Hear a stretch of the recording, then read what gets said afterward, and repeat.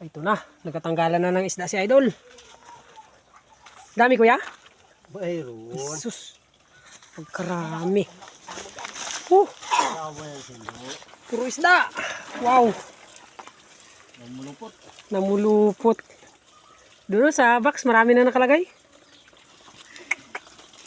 Oh, uy. Pag ito ang nagbangga sa lambat mo, hindi ka na talaga makaarya ulit. Kailangan tanggal na, uwi na. Oh.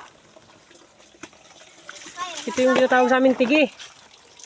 Namulupot na. Walang ibang isda kaya?